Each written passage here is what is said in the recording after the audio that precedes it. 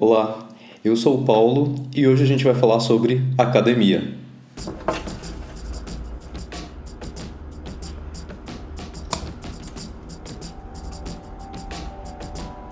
Como vocês podem bem identificar no meu porte físico, essa academia do qual eu vou falar hoje não tem muito a ver com exercício físico, com a academia de ginástica.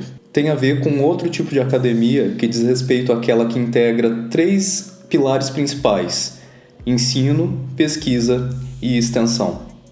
E como eu vim parar na academia? Bom, eu sou publicitário de formação e as agências de publicidade nunca me chamaram muito atenção, nunca me atraíram muito, porque eu sabia que tinha horário para entrar, mas não tinha horário para sair. Eu tentei fugir dessa questão de ter horários que extrapolam o horário de trabalho, mas no final eu explico que eu não consegui fugir muito disso não. Eu tenho aqui uma colinha para me ajudar, porque eu dividi essa fala em 2 partes principais. Na primeira parte eu vou falar um pouco da minha experiência na academia, nesse percurso que eu galguei aí, e depois eu vou falar um pouco de maneira um pouco mais geral, um pouco mais ampla, a respeito de o que é necessário ou quais são os passos para se construir uma carreira acadêmica. Bom, sempre vai existir pessoas que produzem e disseminam conhecimento, né? Isso é um fato. No entanto, formalmente, os responsáveis por isso são os acadêmicos, são os cientistas. E é nesse grupo aí que eu e quem tem interesse de vocês pode se encaixar também. Como que foi o meu percurso? Eu entrei na graduação, então, Comunicação Social com habilitação em Publicidade e Propaganda, e ali, pelo 2º ano do curso, se eu não me engano, eu comecei a fazer iniciação científica, que é o desenvolvimento de um projeto de pesquisa inicial com a orientação de um professor. Então, a iniciação científica, o PIC, né, Projeto de Iniciação Científica, foi meu primeiro contato com a pesquisa. Beijo para a professora Galdino que me orientou nesse projeto. Eu estava engatinhando ainda, né? Então foi algo de muitas descobertas, foi muito interessante e me estimulava mais a pesquisar. A partir desse projeto, como a gente teve como resultado alguns artigos, eu acabei participando de congressos para apresentar esses artigos. E isso também foi muito interessante para o crescimento enquanto pesquisador, porque daí você vai vendo a pesquisa de outras pessoas, vai entendendo outras lógicas de pesquisa, outras metodologias, e isso vai te abrindo um campo imenso de possibilidades. Isso é muito legal. Um outro fator que eu acho que é interessante para a gente identificar se tem esse perfil é perceber se a gente tem curiosidade para pesquisa, se a gente vai construindo ao longo aí da caminhada perguntas que podem se tornar perguntas de pesquisa, né? Isso é muito comum para o pesquisador, a gente sempre tem coisas que a gente quer responder e para isso a gente precisa se debruçar sobre aquele objeto. No 3º ano de faculdade, eu já estava encaminhado com um projeto de pesquisa e tal. Uma das minhas professoras de redação publicitária, beijo professora Lucilene, está na Unesp hoje, ela me chamou a atenção para uma coisa que ela me disse. Ela falou assim: Paulo, você tem perfil acadêmico, perfil docente. E aquilo me pegou de surpresa naquele momento, né? Porque eu ainda não tinha vislumbrado outras possibilidades além da agência de publicidade que não me agradava muito. E eu parei para pensar e fui tentar entender o que ela quis dizer com aquilo, né? Então foi a professora que percebeu em mim essa possibilidade, né? Essa aproximação com a academia e me deu esse empurrãozinho e foi fundamental para que tudo acontecesse. Eu sou muito grato a ela, já falei para ela há pouco tempo, inclusive mandei um e-mail dizendo, né, de como foi meu percurso e agradecendo, porque ela foi fundamental. E a gente tem que estar atentos a esses professores, né? A gente sempre tem professores que nos inspiram, professores que nos despertam. Então, ficar atentos a isso, né? Em vez de ficar no celular durante as aulas, tá prestando atenção, que às vezes é uma frase que vai mudar a tua vida, a tua carreira. Então, é importante a gente estar atento. Terminando a graduação, então, eu fui para pós-graduação lato sensu. A gente tem pós-graduação lato e stricto sensu, tá? A diferença básica é lato sensu, é uma especialização, é um MBA, então geralmente são mais curtos e tem um pouco menos de profundidade, né? São cursos mais rápidos. E a pós-graduação stricto sensu tem uma pesquisa mais aprofundada que diz respeito ao mestrado e ao doutorado e ao pós-doutorado em algumas situações, mas eu já chego lá. Bom, entrei então na pós-graduação lato sensu, em comunicação visual em mídias interativas. Durou 1 ano aproximadamente, 1 ano e meio talvez, não me lembro direito, e acabei entrando no mestrado em educação na UFPR, Federal do Paraná. E o curso durou 2 anos, foi fantástico, porque daí sim eu entendi a profundidade da pesquisa, né? Como eu disse, no estricto senso a gente tem uma profundidade maior, são 2 anos de curso, no caso do mestrado.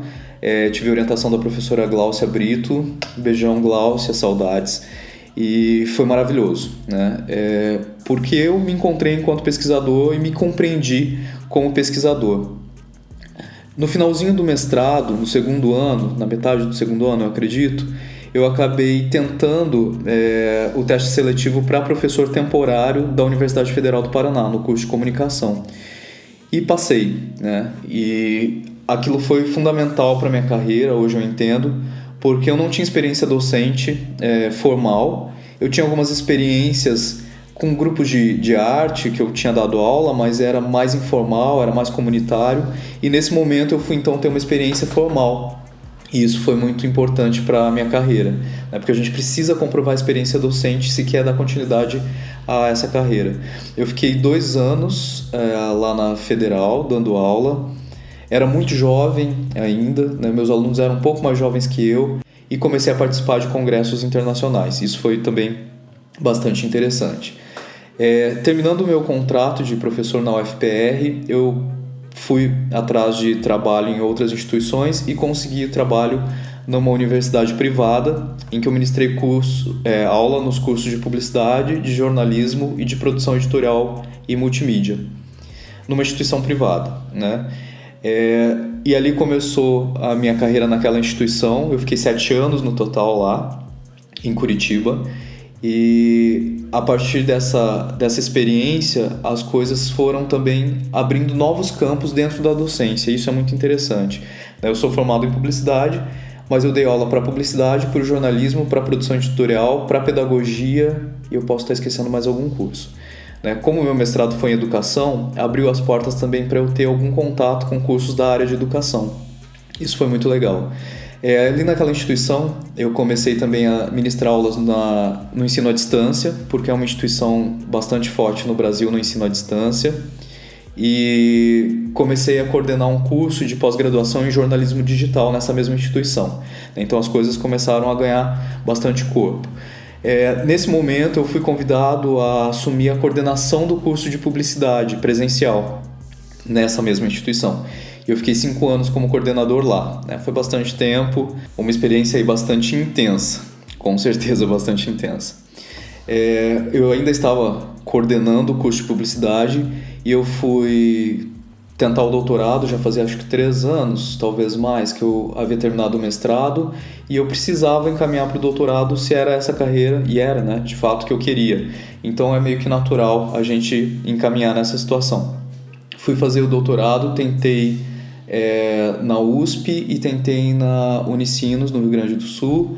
Na USP, infelizmente, na entrevista eu acabei não passando na última fase, e passei na Unicinos, lá em São Leopoldo, no Rio Grande do Sul, ali do ladinho de Porto Alegre.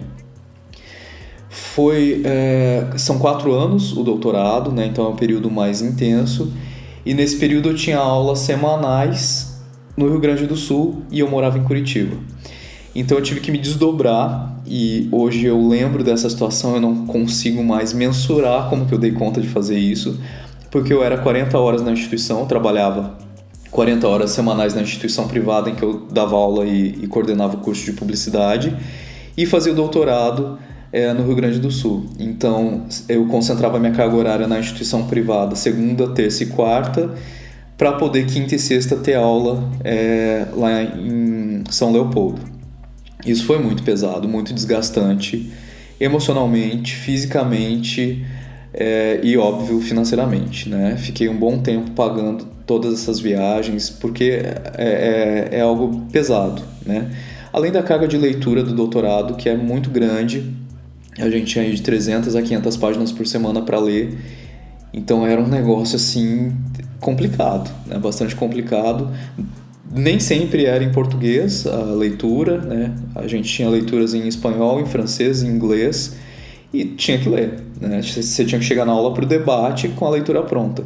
Então eu lia no avião, eu lia na rodoviária, eu lia no táxi, eu lia no ônibus, eu lia no trem. Todo lugar eu estava lendo, anotando e fazendo as marcações, né? Então se a gente quer, a gente dá um jeito de arrumar um tempinho. Claro que eu vivia cansado, vivia com sono, às vezes eu desmaiava de sono, né? Não tinha condição de me manter desperto com essa intensidade de coisas para fazer. O mestrado foi em educação, então, né, só para falar um pouquinho, eu estudei a inserção das tecnologias nos cursos de comunicação social no Paraná. E foi muito legal porque então eu estava num mestrado diferente, uma área diferente na educação, mas eu consegui trazer, né, e precisava também trazer para a minha área, que é a comunicação. Então eu consegui fazer esse estudo dos currículos dos cursos de comunicação, e foi fantástico porque isso me ajudou muito na coordenação do curso e me ajuda hoje também na instituição que eu estou atualmente. O tema da minha tese do doutorado já foi um pouco diferente. Como eu fiz o doutorado em Ciências da Comunicação, né, eu voltei para a área mãe, foi interessante que eu consegui pesquisar algo que sempre me despertou interesse, mas que eu nunca tinha conseguido parar para olhar. Fazia pesquisas informais, mas formalmente foi só no doutorado que eu desenvolvi. A minha tese foi sobre vinhetas de abertura de telenovelas. E foi uma coisa que eu sempre me atraí, achava interessante, procurava a respeito e nunca encontrava. Eu falei, poxa, mas ninguém pesquisou a respeito disso? Não, na comunicação ainda não havia pesquisas nesse recorte das vinhetas de abertura. Tinha pesquisa já de vinhetas de abertura de telejornais, e no design, na área de design, tinha pesquisas em vinhetas de abertura, vinhetas em geral. E tinha também uma pesquisa lá do Rio Grande do Sul sobre os créditos dos filmes, né, de longa-metragem. E daí o meu recorte, né, que não havia ainda nenhuma pesquisa nessa área, foi para as vinhetas de telenovela, abertura de telenovela. E eu adorei fazer, porque é um tema que sempre me chamou a atenção e eu gostei muito de poder produzir e desenvolver esse conhecimento, né? Espero em breve estar lançando o livro a respeito disso. Bom, ao longo desse processo todo, eu percebi que a instituição privada em que eu trabalhava e as instituições privadas em geral, elas são um pouco complicadas para a vida do professor. A gente tem uma carga horária em sala de aula muito grande, que nos limita muito a fazer pesquisa e extensão, né? No comecinho do vídeo eu falei que os 3 pilares da academia são ensino, pesquisa e extensão. Teoricamente deveria haver um certo equilíbrio entre essas áreas, mas infelizmente nas instituições privadas a gente fica bastante limitado ao ensino e pouco se fala de pesquisa e extensão, ou pouco tempo a gente tem para pesquisa e extensão, né? Salvo alguns sortudos que conseguem fazer ou que se quebram e dão um jeito de fazer, mas é muito complicado, é muito difícil. Então eu entendi que eu precisava ir para uma instituição pública, onde, teoricamente, a pesquisa e a extensão também têm importância, assim como o ensino, né? E eu comecei então a fazer concursos. Fiz concurso na própria UFPR, daí para professor efetivo. Infelizmente fiquei em segundo lugar, era só uma vaga. Fiz concurso no Rio Grande do Sul, no Tocantins, no Sergipe, em Santa Catarina.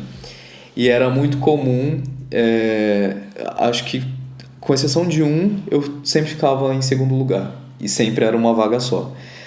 Isso, claro, a gente vai ficando frustrado, vai ficando chateado, porque também exige muito, né? Para o concurso a gente estuda bastante, se prepara. São várias etapas do concurso, posso falar também daqui a pouquinho a respeito dessas etapas, varia um pouco, mas no geral eles são parecidos. E chegou um momento que eu falei, bom, não vou passar, né? Acho que é melhor ficar quieto aqui e sossegar na instituição privada mesmo. Mas por fim deu certo, prestei o concurso na UEM, Universidade Estadual de Maringá, e passei em primeiro lugar, né? Porque era uma vaga só também para a área. E deu certo, e é onde eu estou hoje, muito feliz por sinal. E esse foi mais ou menos, né, o panorama dessa minha experiência na academia. Entendo que pode haver diferenças para outros colegas, né, nesses percursos, mas estou falando um pouquinho da minha experiência, né? Então, acho que é válido aí. Nesse sentido, eu gostaria de falar agora a respeito dos passos mais gerais que podem ser dados para galgar essa carreira acadêmica, né? Eu falei um pouco da minha experiência e agora eu vou falar de como eu vejo de maneira mais geral, mais ampla, para qualquer área, os passos importantes para isso. Bom, primeira coisa, acho que é sentir que você gostaria de trabalhar com isso, que você tem interesse de ensinar, de pesquisar, né? Então, perceber que existe esse desejo aí já em você. Ou como foi no meu caso, né? Alguém que vem de fora e aponta e fala, olha, você tem aí um chamado, um dom, uma facilidade para essa área, que foi o caso da minha professora lá no 3º ano de graduação. Outra coisa que é bacana é fazer cursos de extensão, né? Então, se joguem em cursos de extensão, eles também vão ajudando a gente a entender melhor a academia, entender melhor as áreas também, e é conhecimento, né? Iniciação científica eu acho que é fundamental para quem quer seguir a carreira acadêmica. Todos os meus alunos que me procuram e perguntam o que fazer para ser professor um dia, ou pesquisador, eu indico iniciação científica, né? Eu acho que é fundamental, é o primeiro passo na pesquisa, formalmente, então é importante que seja feita ainda durante a graduação, óbvio, né? Porque ali você vai ter o professor que vai te apoiar, que vai te conduzir, te orientar, e você vai ter também uma certificação da própria instituição que você fez iniciação científica, e você pode daí desenvolver artigos, papers e apresentar inclusive os teus resultados de pesquisa. Um outro ponto que parece mais bobo, mas que eu acho bem importante, é conversar com os professores, né, a respeito de como é a rotina deles, como é a carreira, o que eles gostam, o que eles não gostam, para você poder identificar se isso faz parte ou pode fazer parte da tua vida também, né? E ficar atento também aos professores, né? Eu tenho professores de antes da graduação também, mas da graduação que me marcaram muito, me chamaram muito a atenção.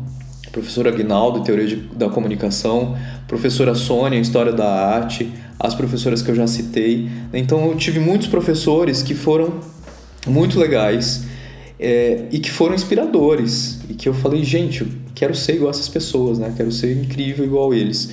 Então acho que isso é um ponto fundamental. E tem os professores também que não são tão legais, sempre vai ter, né? Eu tive um professor de pesquisa em marketing que era um professor ok em sala de aula, mas ele não tinha a menor ética, e isso me marcou muito. Ele foi candidato a vereador na cidade onde eu estudava, onde eu morava, e ele obrigou a sala toda a decorar o número dele para votar nele, evidentemente. E eu fiz questão de não decorar e de não falar. E o dia que ele passou perguntando o número, pessoa por pessoa, eu falei que não sabia e que não ia falar o número, que não me interessava o número dele de vereador. E aquilo me custou um exame na universidade, o único exame que eu tive. Mas eu tenho a consciência limpa que não foi culpa minha de não ter estudado ou de não ter levado a sério a disciplina.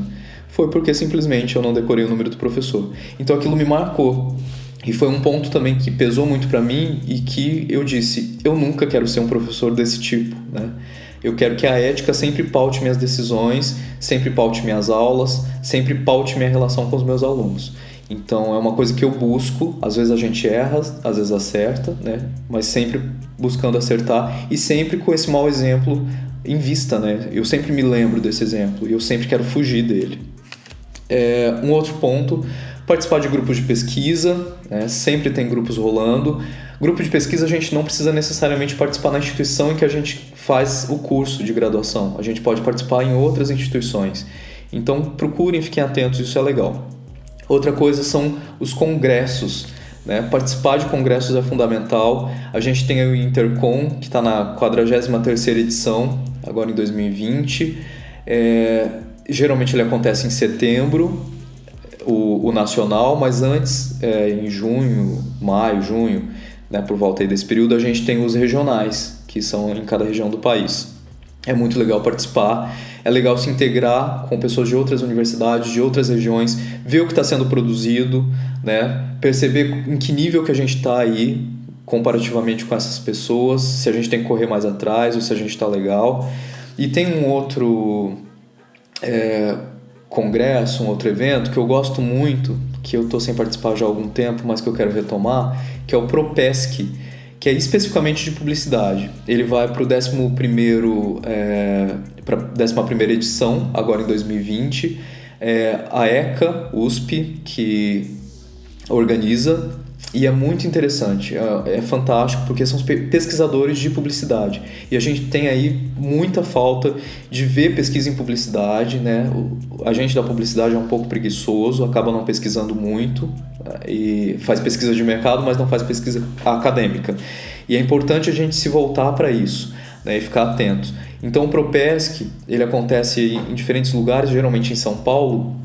É interessante, né? Vale a pena, é um que eu indico com força. Escrever artigos com orientação, o PIC é uma possibilidade disso, mas a gente pode desenvolver aí pesquisas também fora e pedir orientação de um professor. Participar de monitoria também ajuda muito.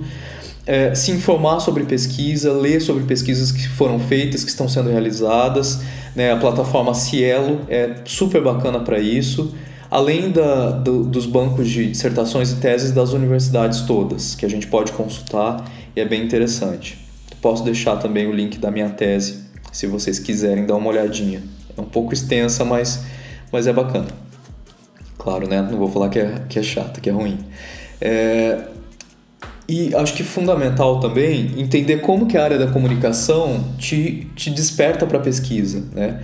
E que recorte da comunicação te desperta para a pesquisa, te causa interesse, te faz perguntar, te faz querer respostas. Acho que isso é bem legal também.